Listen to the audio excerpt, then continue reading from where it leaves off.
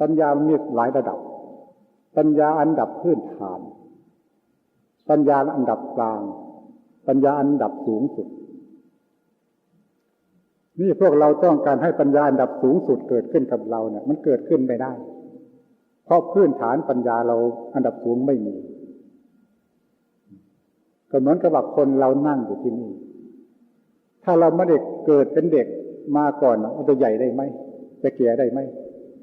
มันแก่ไม่ได้หรือการศึกษาเรียนมากับเหมือนกันเราจะมีความรู้ความฉลาดทุกวันนี้ในการศึกษาเราเรียนมาเป็นอาจารย์จบปริญญาด็อกเตอร์มาแล้วนี่ก็ตามต้องมีผ่านขั้นตอนในการศึกษาก็ไก่ขอไข่มาด้วยกันทั้งนั้นไม่ใช่ว่าบุคคลนั้นดูก็จะดูเป็นพระเป็นผู้พิเศษขึ้นมาเป็นคนแตกฉานขึ้นมาเป็นไปไม่ได้นี่เหมือนกันการภาวนาปฏิบัตินั้นเราจะภาวนานึกคำบริกรรมพุทโธให้ปัญญาญาณเกิดขึ้นที่ว่ามานั้นเป็นไปไม่ได้เป็นคำที่พระพุทธเจ้าไม่สอนแต่ก็ไม่เอามาสอนกันปัญญาญาณทั้งหมดที่ว่ามานั้นจะเกิดขึ้นจากปัญญาขั้นกลางปัญญาขั้นอันดับกลางจะเกิดขึ้นจากปัญญาอันพื้นฐานขั้นพื้นฐานเราจะพยายามสร้างปัญญาขั้นพื้นฐานตัวนี้ให้มีความมั่นคง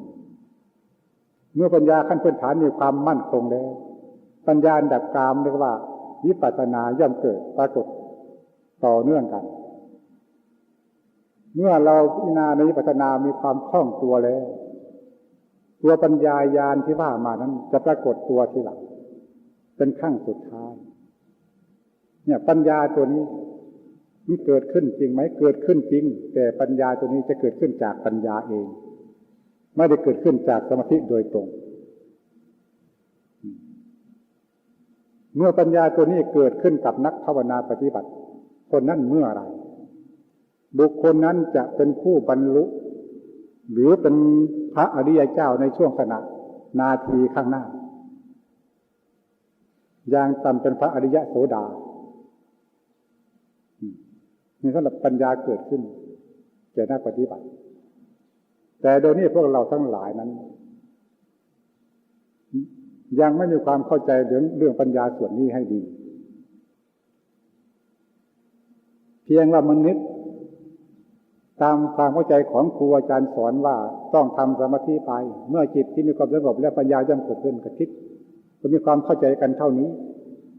ทำกันเพียงแค่นี้เรื่องการทำสมาธินั้นมันมีภัยนานาชนิดถ้าเราไม่เข้าใจไม่ศึกษาในภัยของการทำสมาธิแล้วเนี่ยอาจจะมีความผิดพลาดไปได้อาจจะมีความเป็นวิปลาสไปได้มีเรื่องทำสมาธิมันมีอุบายหลายอย่างที่ต้องศึกษากันไม่ใช่ว่าจะนึกคำบริกรรมตอนนี้ใช้ได้แล้วไม่ใช่อย่างนั้นนี่การภาวนาปฏิบัติที่ทุกๆคนที่มีความสนใจกันทุกวันนี้อาจจะมาขอเปลี่ยนความคิดเห็นเอาไว้ในข้อแรกตัวนี้อย่ามีความตั้งใจอย่ามีความหวังอย่ามีความคิดว่าทำสมาธิให้จิตสงบแล้วปัญญาเกิดขึ้นเนี่ยตัดทิ้งจากใจเราได้ไหมคือสิ่งไม่มีสาระอะไรเลยเรามีความคิดมากเท่าไหร่มีความตั้งใจมากเท่าไหร่การภาวนาปฏิบัติของเราก็มีความผิดพลาดมากขึ้นเท่านั้นคือไม่ใช่แนวทางของพระพุทธเจ้าเลยคำอย่างนี้แต่จะคิดว่าในขั้งพุทธกาลนั้นมีคนทำสมาธิไหมมีเพราะการทำสมาธินั้นกับใช้ปัญญาเป็นของคู่เคียงกันอีกช่วงหนึ่งเขาก็ใช้ปัญญาพิจารณาธรรมะอีกช่วงหนึ่งเขากับการทำสมาธิของเขาจะเป็นของคู่เคียงกันไปอย่างนั้นนี่ขอให้เราได้มีความคิดมีความเข้าใจเรื่องการปฏิบัติของเราว่าให้เป็นคู่เคียงกันในช่วงหนึ่งก็ทำสมาธิไปอีกในช่วงหนึ่งก็พิจารณาด้วยปัญญาไป